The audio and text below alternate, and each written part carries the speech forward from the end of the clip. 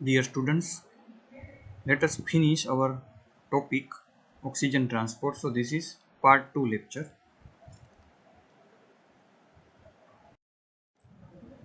There is a term utilization coefficient.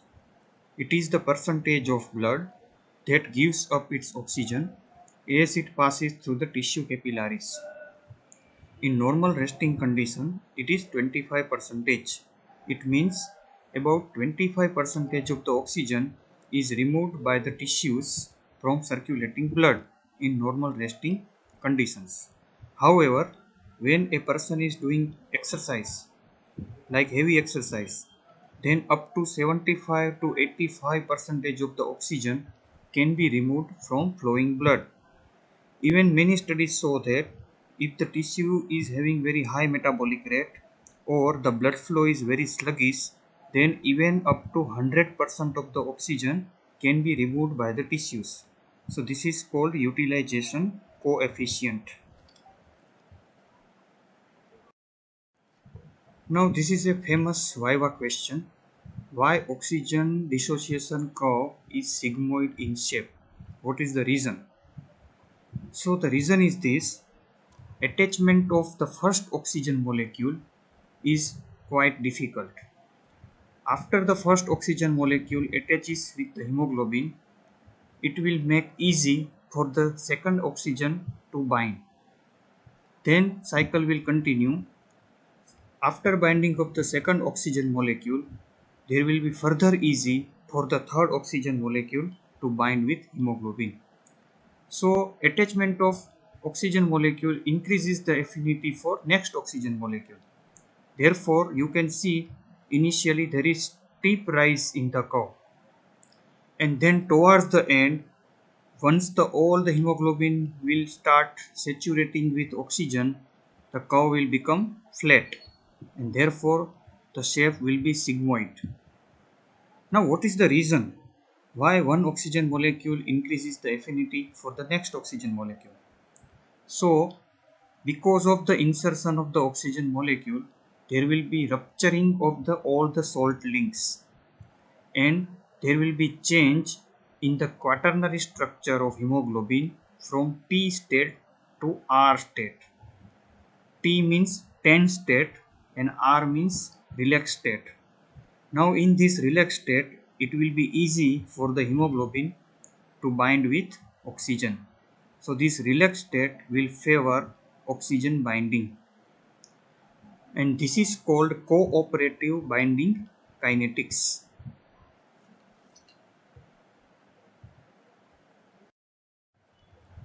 Now let us discuss a very important crucial function of the hemoglobin, that is buffering of tissue PO2.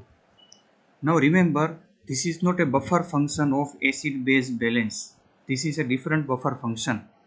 The goal is to maintain nearly constant PO2 in the tissues.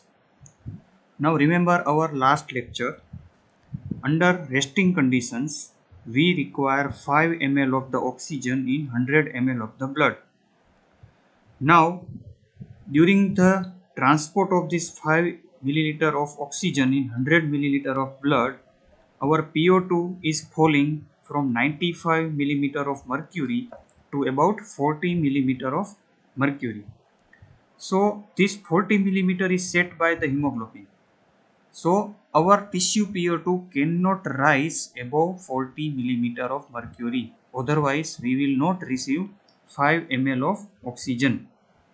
So in this way, the hemoglobin sets upper limit of PO2 in tissues.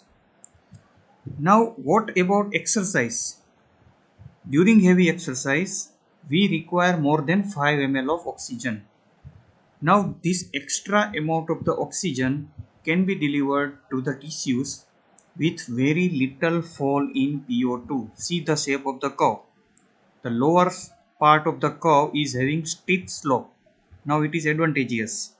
With very little fall in PO2, you can see that a large amount of the O2 can be delivered. See the hemoglobin saturation level. So this is helpful, important function of hemoglobin during exercise. Now continuing further with buffer function of hemoglobin, another important buffer function is when atmospheric oxygen concentration changes markedly.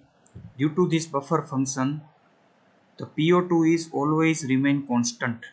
Let us take the example when any person goes to high altitude. Now in the high altitude, the partial pressure of the oxygen reduces. So in the alveoli, the partial pressure of the oxygen decreases. But just focus on the flat top part of the curve. You can see that even though the partial pressure of the oxygen decreases up to 60 millimeter of mercury, our oxygen saturation of the hemoglobin is still nearly 90 percentage. So there will not be any harm in our body even though our alveolar PO2 falls to 60 millimeter of mercury. Now suppose any person is going deep in the sea where the atmospheric pressure is high. Again, the alveolar PO2 will rise. But inside the blood, PO2 will remain normal. Why? Because our hemoglobin is normally 97% saturated with oxygen. And the upper limit of this saturation is up to 100 percentage. So only 3 percentage above normal. Above the 100 percentage saturation is impossible. So PO2 of the tissue will remain constant whether we go to deep in the sea in high atmospheric pressure or whether we go to high altitude with low atmospheric pressure.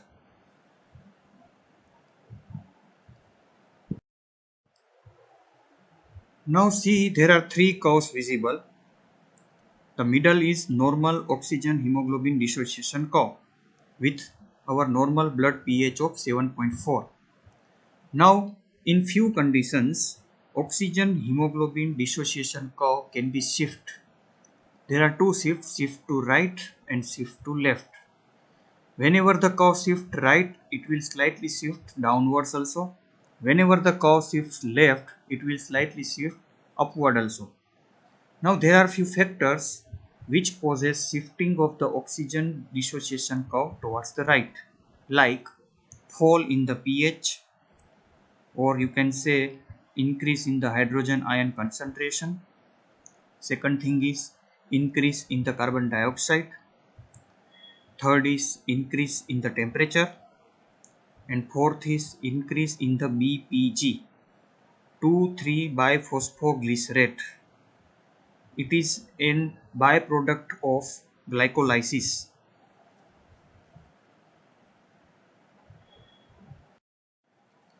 Now whenever the oxygen dissociation curve shifts to the right, we must discuss Bohr's effect. Now what is Bohr's effect? Loading of the blood with the carbon dioxide causes release of the oxygen from the blood.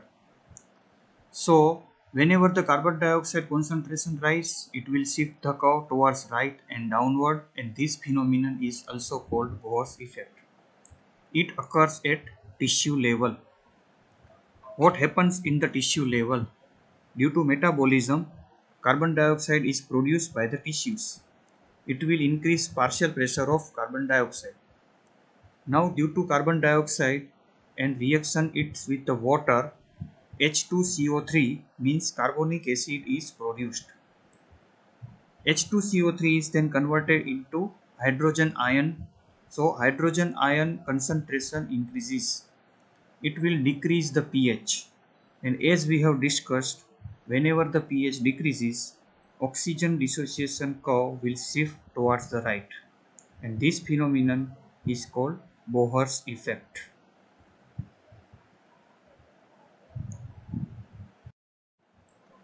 Now what is the effect of 2,3-diphosphoglycerate? It is also called 2,3-biphosphoglycerate. It is a product of glycolysis. It is highly charged anion. It competes with the oxygen for binding with the hemoglobin at the same site. Now there are few conditions which increases the level of 2,3-DPG and therefore increases the release of oxygen and therefore shift the curve to the right. Now these are high altitude, hypoxia, exercise, anemia, increase in the temperature, growth hormone, thyroid hormones. All these factors, by increasing the level of 2,3-DPG, will cause shifting of the curve to the right. Conversely, there are few factors like stored blood or decrease in the pH, in which 2,3-DPG concentration in the blood decreases, so oxygen affinity of the hemoglobin increases, so there will be less release of the oxygen by the hemoglobin and curve will shift to the left.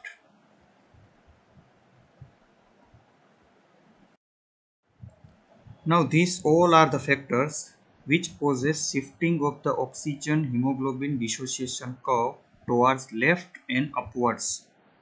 First is decrease in the temperature, second is decrease in the 2,3-diphosphoglycerate, third is decrease in the partial pressure of carbon dioxide, fourth is decrease in the hydrogen ion concentration, fifth is carbon monoxide, sixth is fetal hemoglobin, and seventh is myoglobin.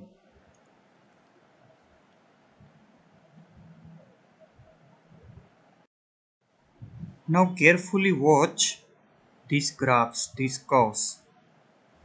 Let us start our discussion with a rightmost blue colored curve, which is our normal oxygen hemoglobin dissociation curve having sigmoid shape. Now just towards the left there is a green color curve. It is fetal hemoglobin oxygen dissociation curve. You can see the shape is more or less sigmoid, but it is shifted towards the left and upward. Why? You all know the structure of fetal hemoglobin.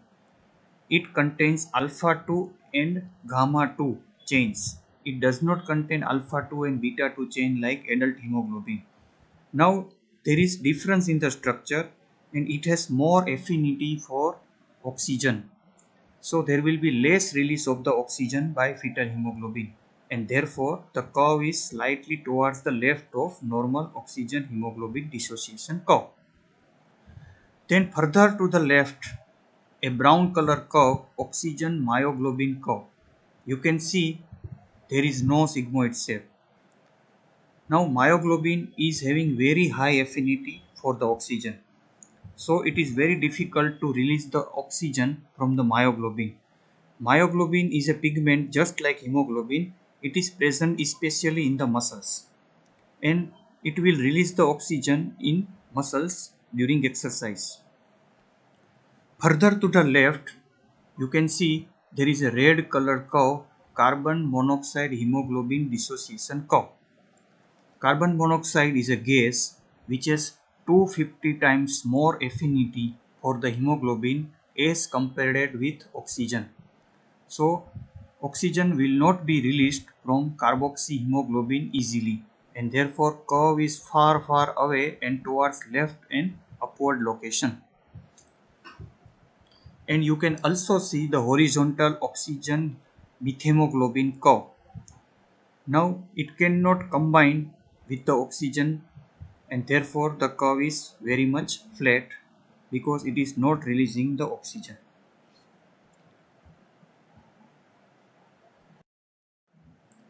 Let us discuss further details of carbon monoxide.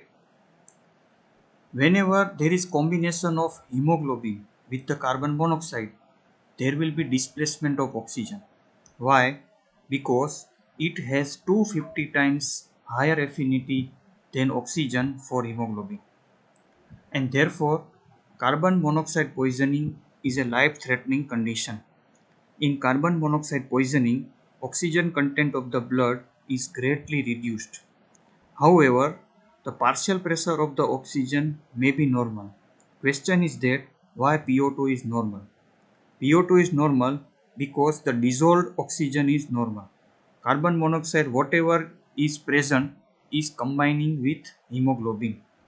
And once the PO2 is normal, person will not develop any bluish discoloration. So there will not be any cyanosis.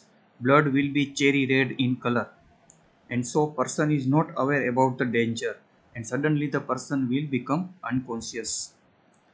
Now treatment of this danger condition is pure oxygen at high atmospheric pressure with simultaneous administration of some part of CO2 to stimulate respiratory center.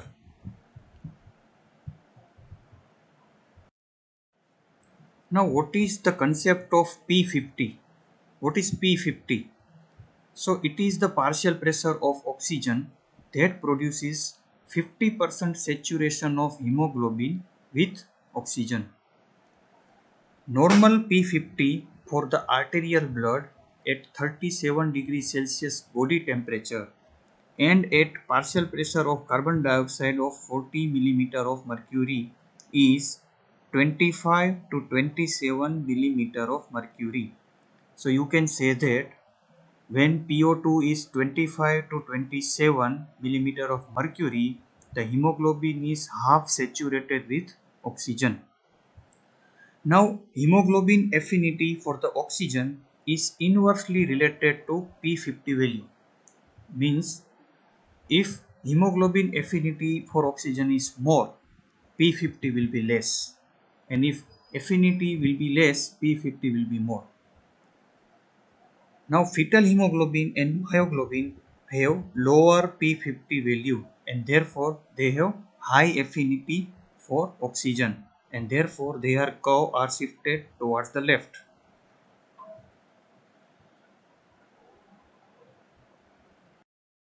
So this was all about transport of oxygen. Thank you.